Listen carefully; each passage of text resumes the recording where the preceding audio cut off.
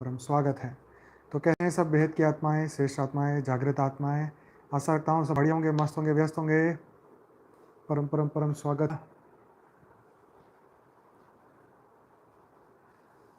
Yes, बेहद की परम महाशांति। इंटरनेट का थोड़ा सा प्रॉब्लम लग रहा है, पर I think it will solve सून।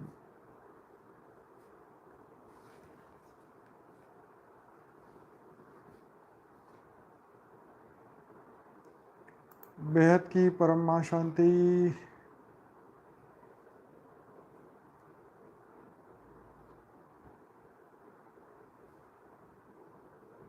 आवाज़ आ रही है सबको बराबर? ज़रा बताइए।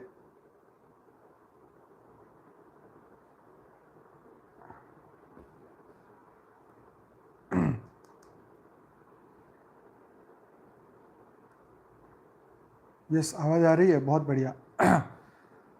तो चलिए, बहुत बहुत स्वागत करते हुए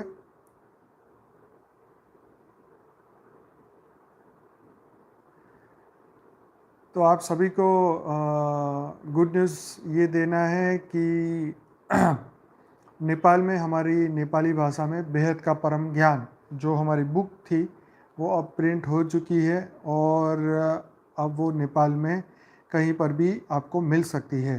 तो अगर आप ये बुक को लेना चाहें तो आप अंकुर जी से कांटेक्ट करिएगा। ये बुक अब अवेलेबल है नेपाली, मतलब वहाँ पे जो 20 रुपये की कीमत है उसी के हिसाब से है। प्रिंटिंग कॉस्ट है, उसकी कोई एक्स्ट्रा कॉस्ट रखी नहीं है। और जो भी पोस्टेज चार्ज होगा वो ख़रीदने वाले को देना होगा। बाकी उसकी बुक की कीमत से 20 रुपये है, और नेपाल के अंदर ही छपी है, वहीं से ही सबको जिनको भी चाहिए होगी वहाँ पे मिल जाएगी। नेपाली लैंग्वेज में ही छपी है, हिंदी में तो यहाँ पर है इंडिया में। तो सभी को यही बताना था कि जो भी चाहे नेपाल से मिल सकती है। क्योंकि पहले प्रॉब्लम ये होता था कि इंडिया से नेपाल में भेजते हैं तो रास्ते में पहुंच नहीं पाती थी। तो अब जो है वहीं प्रिंट करवाई है हमारी बहन ने। बहुत अच्छा एक एफ़र्ट किया है, बहुत बड़ा इस ज्ञान को वहाँ तक पहुँचाने का। बहुत बड़ा उन्होंने खुद ही उन्होंने ट्रांसलेशन किया और खुद ही उन्होंने छपवाई है। बहुत खुशी की बात है, उनको बहुत बहुत धन्यवाद है कि बेहद के ज्ञान को पूरे नेपाल तक अच्छी तरह पहुँचाने के लिए। और उसके लिए आप अंकुर जी से कांटेक्ट करिएगा। वो वहाँ का फ़ोन नंबर और कैसे मिलेगी ये सब चीज़ में आपको हेल्प करेंगे। तो चलिए, काठमांडू नेपाल में इस वक्त जो है बुक अवेलेबल है, काठमांडू शहर के अंदर अवेलेबल है। तो सभी का बहुत बहुत स्वागत है, बहुत बहुत धन्यवाद करते हैं बेहद के परिवार की ओर से। सीता जी को बहुत बहुत बधाइयाँ, आपने बहुत बढ़िया काम किया ज्ञान को आगे पहुंचाने का। तो इसलिए आपको बहुत बहुत धन्यवाद करते हैं। तो चलिए, आज का दिन शुरू करते हैं, अपना आर्टिकल शुरू करते हैं। आर्टिकल जो है भक्ति मार्ग में आपने तुलसीदास जी का ये आर्टिकल है। हनुमान जी से भेंट और राम लक्ष्मण के दर्शन, तो उसके ऊपर का ये आर्टिकल है। पहले आपने एक छोटी सी स्टोरी ज़रूर सुनी होगी इसके बारे में, थोड़ा सा डिटेल में आपको बताने का प्लान किया है। तो गोस्वामी जी काशी के प्रहलाद घाट पर प्रतिदिन वाल्मीकि रामायण की कथा सुनने जाया करते थे। वहाँ एक दिन विचित्र घटना घटी। तुलसीदास जी प्रतिदिन सोच होने के बाद जंगल में जब जाते थे तब लौटते हुए एक पीपल के पेड़ में पानी गिरा देते थे, और उस पीपल के पेड़ पे एक प्रेत रहता था। उस जल से प्रेत की प्यास मिट जाती थी। तो जब प्रेत को मालूम हुआ कि ये महात्मा है, तब एक दिन प्रत्यक्ष होकर उसने कहा कि तुम्हारी जो भी इच्छा है मैं जरूर पूर्ण करूँगा। तो तुलसीदास जी ने कहा कि मैं भगवान श्री राम का दर्शन करना चाहता हूँ। प्रेत ने कुछ सोचकर कहा कि भगवान के दर्शन कराने का सामर्थ्य मुझ में नहीं, परंतु कथा सुनने के लिए प्रतिदिन प्रायः कोढ़ी के वेश में श्री हनुमान जी आते हैं। वे सबसे पहले आते हैं और सबसे पीछे जाते हैं। समय देखकर आप उनके चरण पकड़ लेना और हट करके भगवान का दर्शन करने को कहना। तुलसीदास जी ने वैसा ही किया। श्री हनुमान जी ने कहा कि तुम्हें चित्रकूट में भगवान के दर्शन होंगे। तुलसीदास ने चित्रकूट की यात्रा की। चित्रकूट पहुंचकर वे मंदाकिनी नदी के तट पर राम घाट पर ठहर गए। वे प्रतिदिन वहाँ पे स्नान करते, घाट पे मंदिर में भगवान के दर्शन करते, रामायण का पाठ करते, निरंतर भगवान के नाम का जप करते।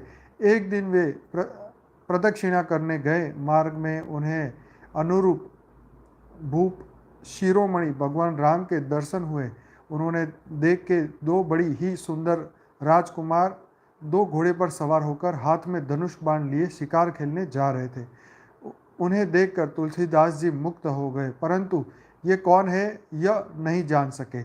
पीछे से हनुमान जी ने प्रकट होकर सारा भेद बताया। वे पश्चाताप करने लगे। उनका हृदय उत्सुकता से भर गया। श्री हनुमान जी ने उन्हें धैर्य दिया कि प्रातःकाल फिर दर्शन होंगे। तब कहीं जाकर तुलसीदास जी को संतोष हुआ।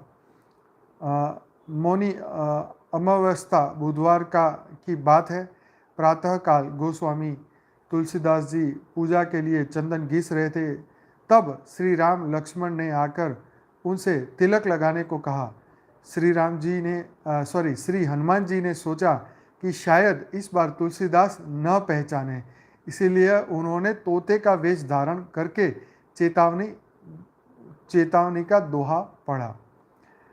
तो उन्होंने पढ़ा कि चित्रकूट के घाट पर भई संतन की भीड़, तुलसीदास चंदन घी से तिलक देन रघुबीर। तो ये तोते ने जो है उनकी बारे में बताया। इस दोहे को सुनकर तुलसीदास अतृप्त नेत्रों से आत्माराम की मनमोहिनी छवि सुधा का पान करने लगे। देह की सुध बुध भूल गई, आंखों से आंसुओं की धार बह चली। अब चंदन कौन घिसे? भगवान श्री राम ने पुनः कहा कि बाबा मुझे चंदन दो, परंतु सुनता कौन? वे बेसुध पड़े थे। भगवान ने अपने हाथों से चंदन लेकर अपने एवं तुलसीदास के ललाट में तिलक किया और अंतर्ध्यान हो गए। तुलसीदास जी जल विहीन मछली की भांति विरह वेदना में तड़पने लगे। सारा दिन बीत गया। उन्हें पता नहीं चला कि रात में अक्सर श्री हनुमान जी ने जगाया और उनकी दशा सुधार दी। उन दिनों तुलसीदास जी की बड़ी ख्याति हो गई थी। उनके द्वारा कई चमत्कार की घटनाएं भी घटी गई, जिनसे उनकी प्रतिष्ठा बढ़ी और बहुत से लोग उनके दर्शन को आने लगे। अब सुनिए रामचरितमानस की रचना। तो गोस्वामी जी काशी पहुँचे और वहाँ प्रहलाद घाट पर एक ब्राह्मण के घर निवास किया। वहाँ उनकी कवित्व शक्ति स्फुरित हो गई। वह संस्कृत में रचना करने लगे। यह एक अद्भुत बात थी कि दिन में वे जितनी भी कविता रचते, रात में सब लुप्त हो जाती। यह घटना रोज घटती, परंतु वे समझ नहीं पाते कि मुझको करना क्या चाहिए। 8वें दिन तुलसीदास जी को स्वप्न हुआ। भगवान शंकर ने प्रकट होकर कहा कि तुम अपनी भाषा में काव्य रचना करो, संस्कृत में नहीं। नींद उचट गई। तुलसीदास जी उठकर बैठ गए। उन्होंने हृदय में स्वप्न की आवाज़ गूंजने लगी। उनके हृदय में स्वप्न की आवाज़ गूंजने लगी।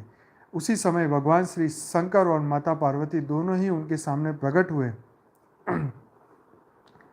तुलसीदास जी ने साष्टांग प्रणाम किया। शिव जी ने कहा कि मातृभाषा में काव्य निर्माण करो, संस्कृत के परिचय में मत पढ़ो।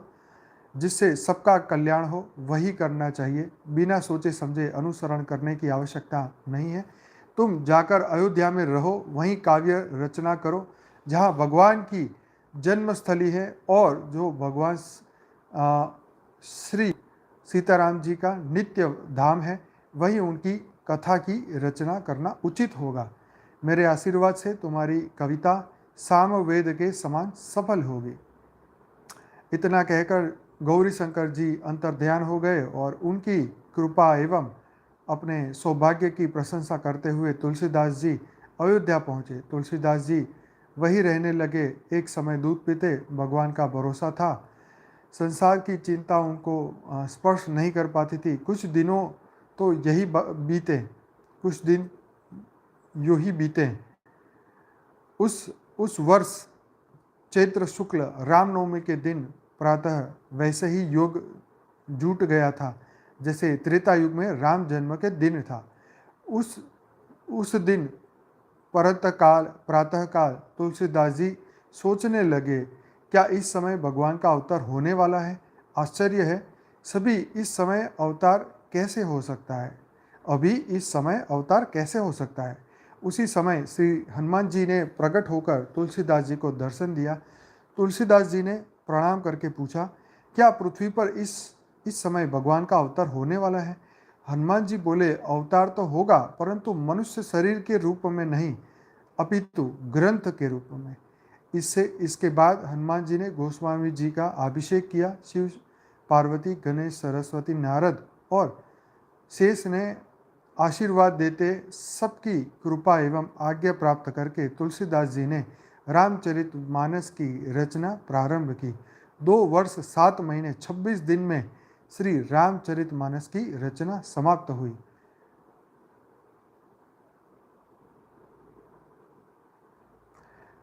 यह कथा पाखंडियों छल प्रपट को मिटाने वाली है, पवित्र सात्विक धर्म का प्रचार करने वाली है, कली काल के पाप कलाप का नाश करने वाली है, भगवत प्रेम की छिटकाने वाली है, संतों के चित्त में भगवत प्रेम की लहर पैदा करने वाली है। भगवत प्रेम श्री शिव जी की कृपा के अधीन है, यह रहस्य बताने वाली है। इस दिव्य ग्रंथ की समाप्ति हुई उसी दिन इस पर लिखा गया कि सबुमिति हरि ओम तत्सत। देवताओं ने जय जयकार की ध्वनि की ओर फूल बरसाए, श्री तुलसीदास जी को वरदान दिए, रामायण की प्रशंसा की। तो श्री गणेश जी का गोस्वामी जी के पास आकर मानस की कुछ प्रतियां अपने लोक को ले जाना। श्री रामचरितमानस की रचना के बाद श्री गणेश जी वहाँ आए और अपनी दिव्य लेखनी से मानस जी की कुछ प्रतियां क्षण भर में लिख ली। उन प्रतियोगिता को लिखकर गोस्वामी जी से कहा कि इस सुंदर मधुर काव्य का रसपान हम अपने लोक में करेंगे, अन्य गणों को भी कराएंगे। ऐसा कहकर गणेश जी अपने लोक को चले गए। श्री रामचरितमानस क्या है, इस बात को सभी अपने अपने भाव से अनुसार समझते हैं एवं ग्रहण करते हैं, परंतु अब भी उसकी वास्तविक महिमा का स्पर्श विरले ही पुरुष कर सकते हैं। तो ये बहुत बढ़िया बात बताई कि रामचरित मानस को गणेश जी अपने लोक में भी ले गए। तो देखो, सूक्ष्म दुनिया के अंदर भी रामचरित मानस हो या हमारे शास्त्र हो, वेद हो, उनका भी ऊपर वहाँ पर सूक्ष्म जगत में उनका चिंतन होता है, उनका मनन होता है, उनको पढ़ा जाता है, उनको बार बार, क्योंकि देखिए जो धरती लोक पे यहाँ धरती लोक पे जो दिव्य आत्माएं अपना सत्संग कराती है, ज्ञान बांटती है, वैसे ही सूक्ष्म जगत में भी दिन प्रतिदिन वहाँ पर भी इसी तरीके से ज्ञान वहाँ पर दिया जाता है। तो ये थी कहानी, ये थी बहुत अच्छी श्री तुलसीदास ने उन्होंने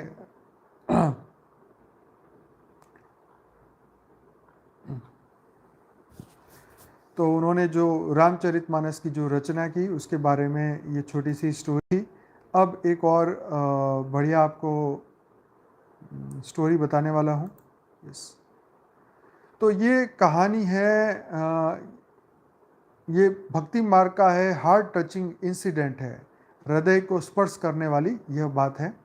एक कहानी है, संत नाभादास दास और श्री संत तुलसीदास जी वृंदावन में यमुना तट पर पास के ही 2 झोपड़ियों में रहते थे। तो इसमें जो है constant remembrance of God with love and संकल्प became automatic vibration and sound from our own physical सूक्ष्म बॉडी, आकाशिक बॉडी। तो रात के तो इसको समझते हैं कि कंटिन्यूस भगवान का स्मरण करने से हमारे स्थूल शरीर और सूक्ष्म शरीर में से जो वाइब्रेशन निकलते हैं, जो एक साउंड निकलता है, उसके ऊपर ये एक स्टोरी यहाँ पे है। तो रात के वक्त नाभादास जी की पास की कुटिया में राम राम का जप सुनते थे। तो नाभादास जी पास वाली कुटिया में गोस्वामी से मिलने गए। वहाँ देखा तो तुलसीदास जी को गहरी निंद्रा में सो रहे थे, पर उनके पूरे शरीर में राम धुन निकल रही थी। आपने देखा होगा कि रामायण में और कहीं मतलब ऐसी एपिसोड के अंदर एक चद्दर, एक क्या बोलते हैं, शॉल जैसा, या क्या बोलते हैं उसे हिंदी में मुझे पता नहीं है, जो येलो कलर की वो लोग पहनते हैं, शॉल जैसा, उसके ऊपर राम राम राम राम लिखा होता है। तो कहने का मतलब ये इसलिए एक रामायण के महाभारत में सॉरी रामायण में एक एपिसोड में भी मैंने सुना था, जब वो राम राम शब्द बोलते हैं हनुमान जी, तो उनके अंदर से जो उनके मुख से जो वर्ड निकलते हैं वो पूरे वाइब्रेशन के तौर पे पूरे एरिया में फैल रहे हैं। तो ऐसी ही ये बात यहाँ पर बताई गई कि जो नाभादास जी ने तुलसीदास जी को जगाया, स्वयं के वहाँ आने का कारण बताया। तुलसीदास जी ने बताया कि यह तो प्रभु राम का प्रताप है, उनका रोम रोम राम राम राममय हो गया है। तो यस पीताम्बर, जिसे पीताम्बर कहते हैं, इस मराठी में उपारना कहते हैं। तो जो पीताम्बर होता है, ये उपारना होता है, उसके ऊपर राम राम राम लिखा रहता है। तो शायद इसी का कारण होगा कि हर पल है उसके अंदर से वो वाइब्रेशन निकलते रहे। तो तुलसीदास जी गोस्वामी जी गहरी निंद्रा में होते हुए भी, जिसको अंग वस्त्र भी कहते हैं और राम नाम का दुशाला भी कहते हैं। यस, तो तुलसीदास जी उनके शरीर से ये वाइब्रेशन निकल रहे थे राम राम राम के। तो वो सो रहे थे, फिर भी उनका सूक्ष्म शरीर में से वो निकल रहे थे। ये बड़ी मस्त बात है, मैंने पहली बार ही ये बात यहाँ सुनी भक्ति मार्ग की कोई स्टोरी में से। आइए सुनते आगे क्या क्या है इसके अंदर। तो आगे श्री नाभादास जी ने भक्तों की माला मतलब भक्त माला की रचना की। अब माला का सुमेरु का चयन करने का कठिन हो गया था। तो जो माला होती है उसमें एक सुमेरु होते हैं, आपको पता होगा, जो फूल होते हैं, जब 108 दाने पूरे होते हैं तो फूल होता है। यस, तो पूरा उनका ओरा और पूरा आसपास का जितना भी स्पेस है वो पूरा वाइब्रेशन से भर गया, राम राम राम राम राम। तो अब नाभादास जी ने जब वो सुमेरु का चयन करना था, वो भक्तिमाला का रचना कर रहे थे, तो उन्होंने सोचा कि ये किस संत को सुमेरु बनाएं, इस बात का निर्णय कठिन हो रहा था। तो पूज्य श्री अग्रदेवचार्य जी के चरणों में प्रार्थना करने पर उन्होंने प्रेरणा दी कि वृंदावन में भंडारा करो और संतों का उत्सव करो। इसी भंडारे उत्सव में कोई ना कोई संत सुमेरु के रूप में प्राप्त हो जाएगा। सभी तीर्थ धामों में संतों को कृपापूर्वक भंडारों में पधारने का निमंत्रण भेजा गया। काशी के 80 घाट पर श्री तुलसीदास जी को भी निमंत्रण पहुंचा था, परंतु उस समय वो काशी में नहीं थे। उस समय वे भारत के तत्कालीन बादशाह अकबर के आमंत्रण पर दिल्ली पधारे थे। दिल्ली के लौटते समय श्री गोस्वामी तुलसीदास जी वृंदावन दर्शन के लिए पहुँचे। वे श्री वृंदावन में काली दह के समीप श्री राम गुलेला नामक स्थान पर ठहर गए। श्री नाभाजी का भंडारे में पधारना अति आवश्यक जानकर गोपेश्वर महादेव ने प्रत्यक्ष दर्शन देकर गोस्वामी जी से भंडारे में जाकर संतों के दर्शन करने का अनुरोध किया। गोस्वामी जी भगवान शंकर की आज्ञा पाकर भंडारे में पधारे। गोस्वामी जी जब वहाँ पहुँचे उस समय संतों की पंगत बैठ चुकी थी। पंगत मतलब खाने की पंगत बैठ चुकी थी। स्नान पूरा भरा हुआ स्थान पूरा भरा हुआ था। स्थान पर बैठने की कोई जगह नहीं थी। तुलसीदास उस स्थान पर बैठ गए जहाँ पूज्यपाद संतों के पाद त्राण मतलब जूतियाँ रखी हुई थी, मतलब संतों के जो जूते रखे हुए थे उस स्थान पे तुलसीदास जी वहाँ जाके बैठ गए। परोसने वाला परोसने वाले ने उन्हें पत्रल दी और उसमें सब्जियां व पूरियां परोस दी। अब उनको एक जो पत्ते का पत्रल था वो दिया, उसके अंदर सब्जियां डाली और पूरियां भी दी। कुछ देर बाद, अब आपको हंसी आ रही होगी कि एकदम कौन सी भक्ति मार्ग की बातों में आ गए, पर देखो कुछ सीखने वाली बात थी, इसीलिए ही इसको आज हम डिस्कस कर रहे हैं। देखो भक्ति मार्ग तो भक्ति मार्ग है, लेकिन भक्ति मार्ग में उन कैरेक्टरों को हमें समझना चाहिए जो अपने बाहर का दिखावा छोड़ के एक अंदर में एक रियल दुनिया में जी रहे थे। आज की दुनिया में कोई इस तरीके से बैठना पसंद नहीं करता है। आज का तो ज़माना ही कुछ अलग है। खैर, उस ज़माने की कुछ बात को समझना चाहिए कि उस वक्त के मनुष्य की मनोस्थिति कैसी थी, उस भक्त की, जब वो राम नाम में उनका जो मन था वो राम के नाम में ही लिप्त हो चुका था। अंदर से वाइब्रेशन पूरे राम राम के थे। तो ऐसी आत्माओं की मन की स्थिति क्या थी, ये हमें समझना चाहिए। ये सिर्फ स्टोरी नहीं है, कुछ ना कुछ तो हमें सीखने को जरूर मिलता है। तो अब परोसने वाले ने पत्तल दे दिया, उसमें सब्जी डाल दी, पूरी डाल दी। अब कुछ देर बाद वो सेवक जो है वो खीर लेके आए। अब खीर डालने के लिए उनके पास कोई बर्तन या डोंगा या ऐसा कुछ पत्तल नहीं था। तो उसने पूछा, महाराज आपका पात्र है क्या, कोई आपके पास कोई पात्र, आपका पात्र कहाँ है, खीर किस पात्र में परोसी जाए। आप सुनिए। अब वो सेवक ने बोला कि भाई खीर हम किस में आपको दें, तो खीर किस पात्र में परोसी जाए। तो तुलसीदास जी ने एक संत की जूती हाथ में लेकर कहा, इसमें परोस दो खीर। तो एक संत की जूती लेके उसका उन्होंने सेवक को बोला, इसी के अंदर खीर डाल दो। तो ये सुन के खीर परोसने वाला क्रोधित हो गया और क्रोधित होकर बोला, अरे राम राम राम, कैसा साधु है जो कमंडल भी नहीं लाया खीर पाने के लिए, और अपना पात्र ले आओ। पागल हो गए हो जो तुम इस जूते में खीर लोगे। अब देखो कमाल की बात, शोर सुनाई नहीं देने पर नाभादास जी वहाँ पर दौड़कर आए। उन्होंने सोचा कहीं किसी संत का भूल कर भी अपमान न हो जाए। तो नाभादास जी यह बात नहीं जानते थे कि तुलसीदास जी वृंदावन पधारे हुए हैं। उस समय संत समाज में गोस्वामी जी का बहुत प्रसिद्ध था। यदि वे अपना परिचय पहले देते तो उन्हें सिंहासन पर बिठा दिया जाता, परंतु धन्य है गोस्वामी जी तुलसीदास जी का दैन्य। नाभादास जी ने पूछा, संत भगवान आप संत की जूती में खीर क्यों पाना चाहते हैं। यह प्रश्न सुनते ही गोस्वामी जी ने नेत्र उनके भर आए। उन्होंने उत्तर दिया, परोसने वाले सेवक ने कहा कि खीर पाने के लिए पात्र ले आओ। संत भगवान की जूती से उत्तम पात्र और कौन सा हो सकता है। जीव के कल्याण का सरल श्रेष्ठ साधन है कि उसे अकिंचन भक्त की चरण रज प्राप्त हो। प्रहलाद जी ने कहा कि न अपने आप बुद्धि भगवान में लगती है, तब तक बुद्धि भगवान में नहीं लगती जब तक किसी आकंचिन प्रेमी रसिक भक्त की चरण रज मस्तिष्क पर धारण नहीं की जाए। तो देखो क्या मतलब गजब की बात कही कि भाई भगवान में ना तो स्वयं की बुद्धि लगती है, ना किसी के प्रेरणा देने से लगती है।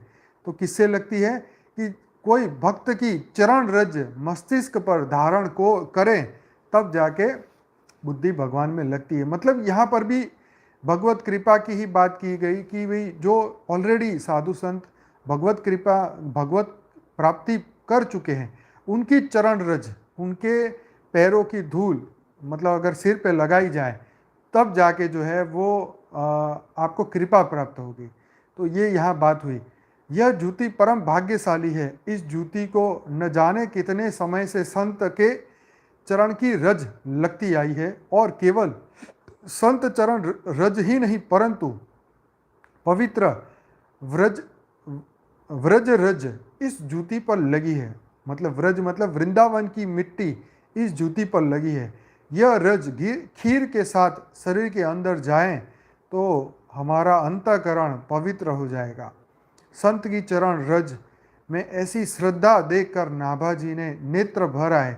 उन्होंने नेत्र बंद करके देखा तो जान गए कि यह भक्त चरित्र प्रकट करते समय, भक्तमाल लिखने के समय हमारे ध्यान में पधारे हुए महापुरुष है।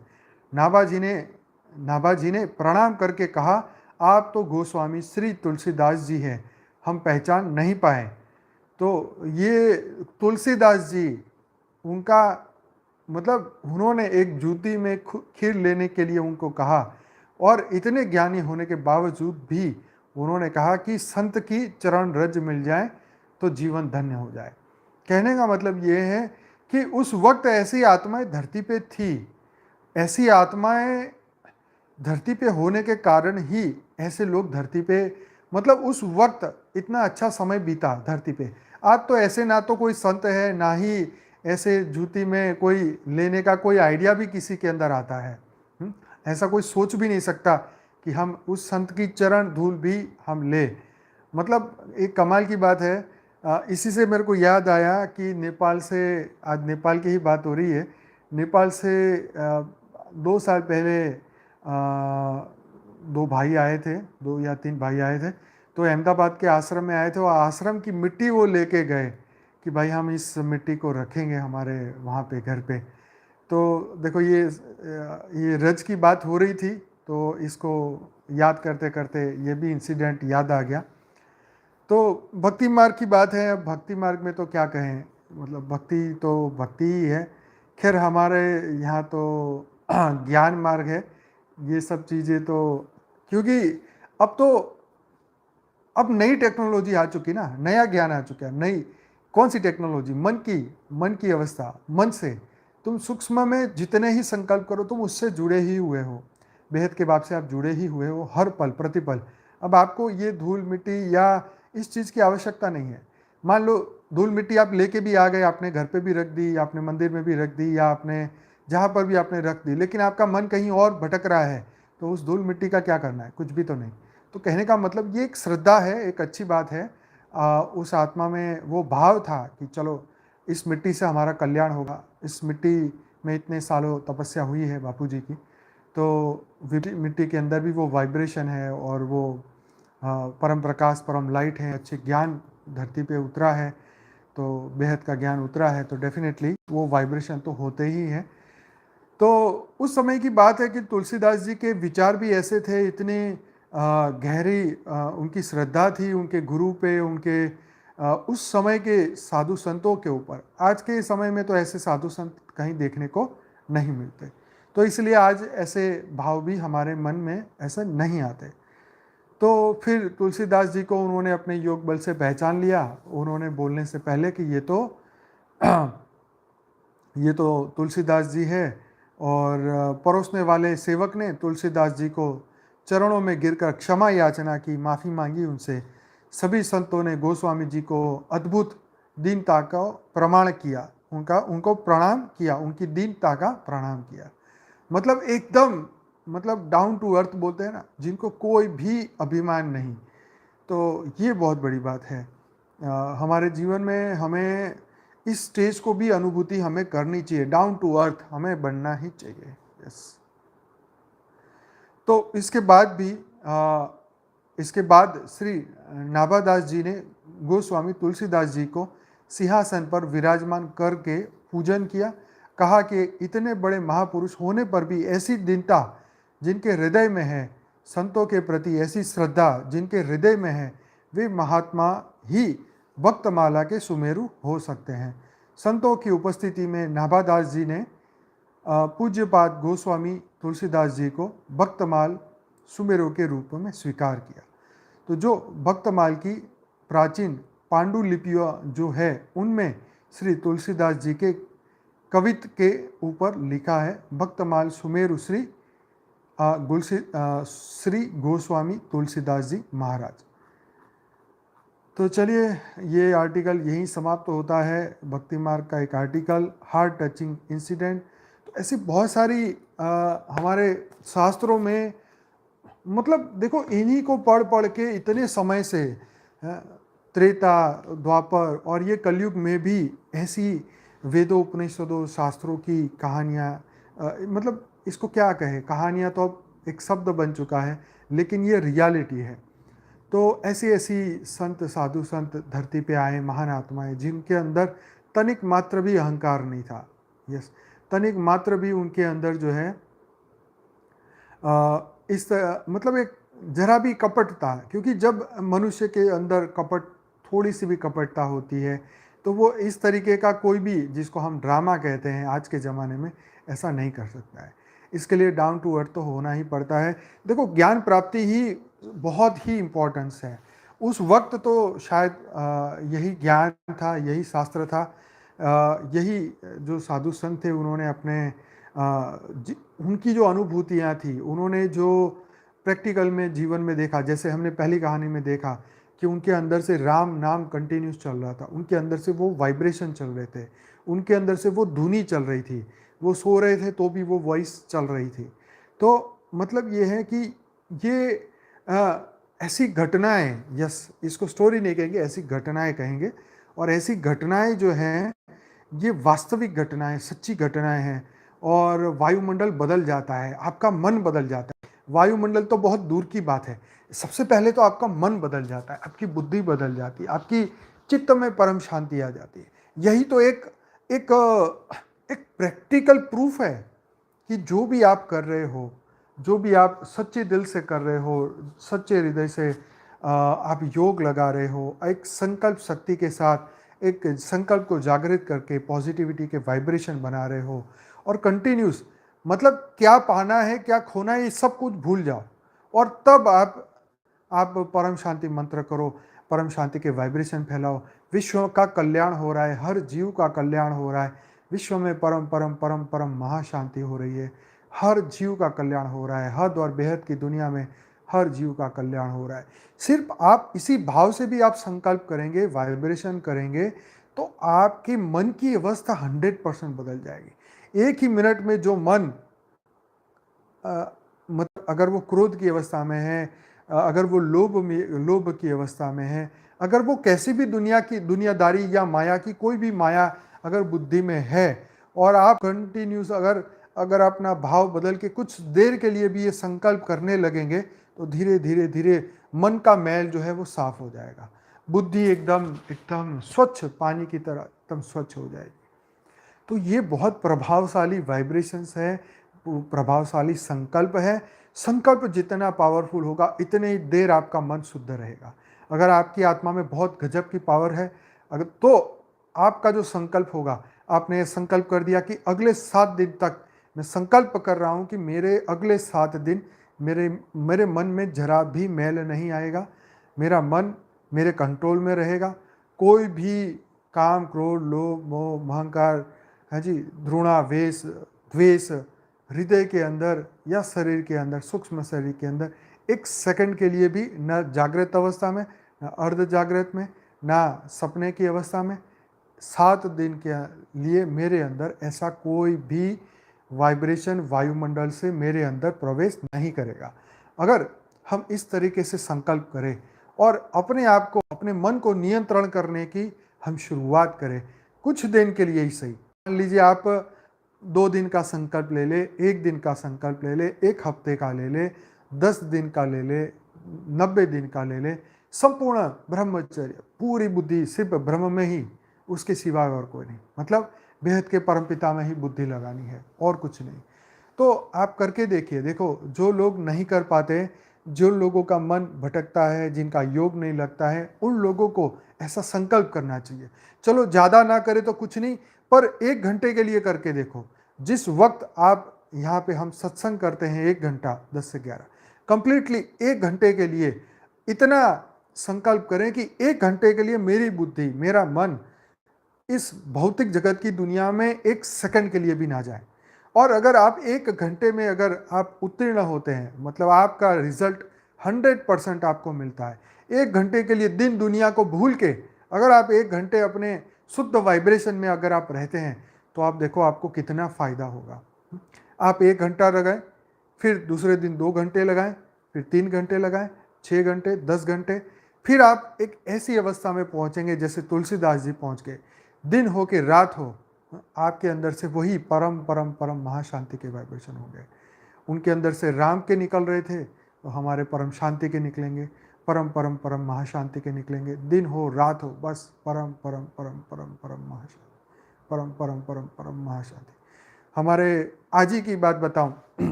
हमारे एक माता जी है, प्रतिभा बहन, उनके मदर है, वो करीबन 92 ईयर्स के हैं। तो उनके मदर, मतलब उनकी उम्र काफ़ी होने के कारण वो धीरे धीरे धीरे सबको भूलते जा रहे हैं। उनको आंखों में भी बहुत कम दिखाई दे रहा है, उनका शरीर भी बहुत एकदम हल्का हो चुका है। लेकिन उनको जब उन्होंने पूछा कि परम शांति मंत्र बोलो, तो तो वो अपने अपने आप बोले, परम शांति सोचो, बोलो, परम शांति मिल जाए। मतलब वो बहुत कम लोगों को पहचानते हैं उनकी माइंड की पावर के हिसाब से।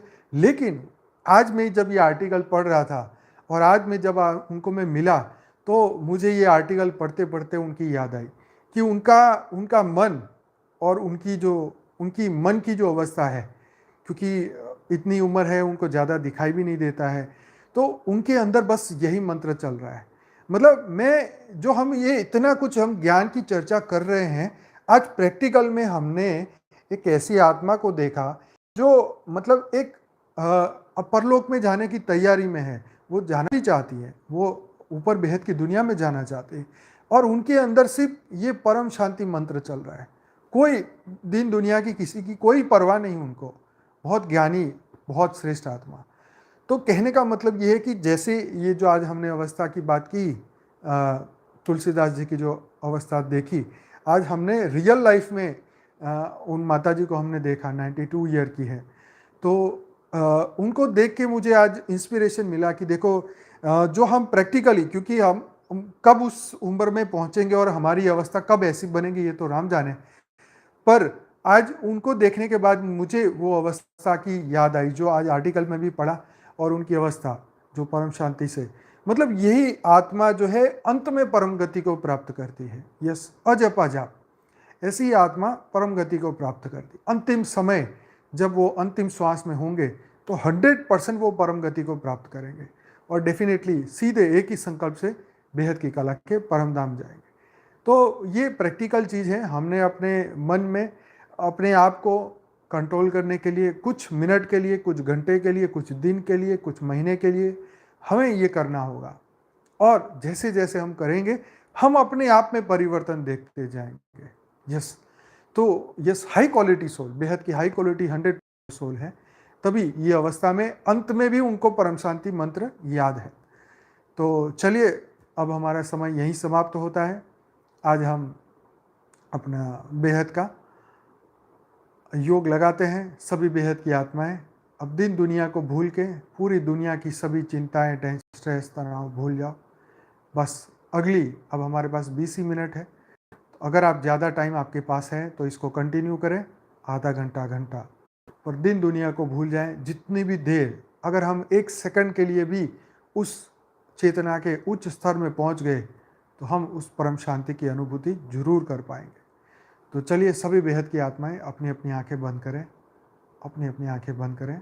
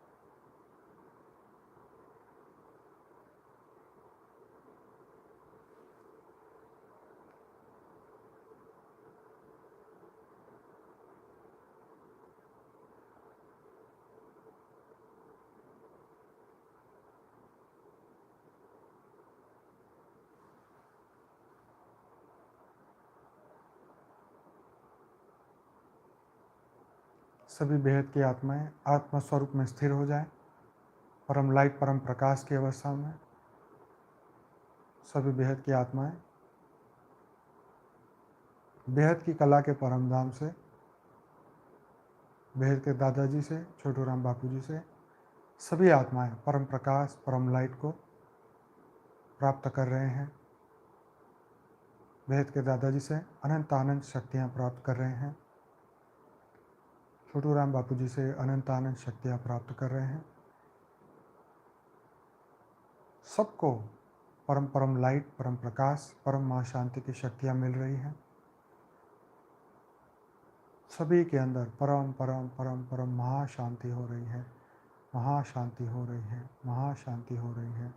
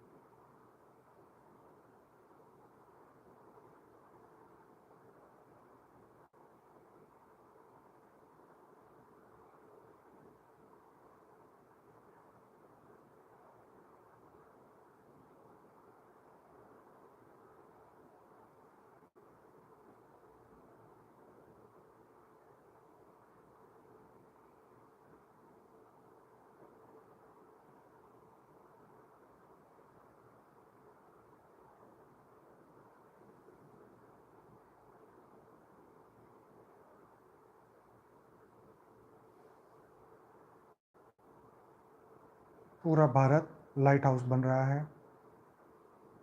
पूरा भारत लाइट हाउस बन चुका है। पूरा विश्व, पूरा पृथ्वी लाइट हाउस बन चुका है। पूरी पृथ्वी पे परम परम परम महाशांति हो रही है, महाशांति हो रही है, महाशांति हो रही है। सभी दिव्य आत्माएं, जागृत आत्माएं परम लाइट परम प्रकाश का स्वरूप धारण करके अपने अपने घर को लाइट हाउस बना रहे हैं। सभी बीज रूप आत्माएं पूरे वाइब्रेशन बदलते जा रहे हैं। विश्व में परम परम परम परम शांति हो रही है। विश्व में परम परम परम शांति हो रही है। बेहद के बेहद की परम परम परम शांति हो रही है। बेहद के बेहद की परम परम परम महाशांति है, महाशांति है, महाशांति है।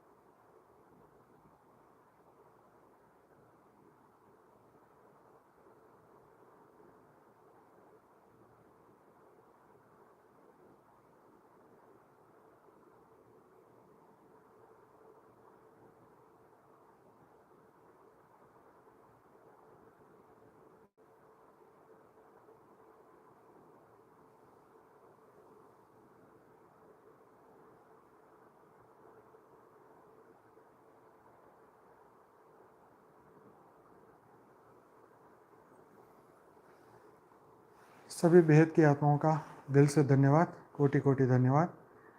फिर से वंस अगेन कहूँगा कि जो हमारा नेपाल की भाषा में जो बुक आई है, नेपाल में अब अवेलेबल है, प्रिंट हो चुकी है। सिर्फ 20 रुपया उसकी प्राइस है, वहाँ के 20 रुपये नेपाल के, और वो सिर्फ प्रिंटिंग कॉस्ट है, कोई एक्स्ट्रा उसमें प्रॉफिट नहीं है। तो ये नो प्रॉफिट नो लॉस पे ये बुक अवेलेबल होगी नेपाल में। तो जो हमारे नेपाल से भाई बहन जुड़े हुए हैं वो बेहद का परम ज्ञान की जो किताब है वो ज़रूर ले, और जहाँ जहाँ तक पहुँचा सके लोगों तक पहुँचाएँ।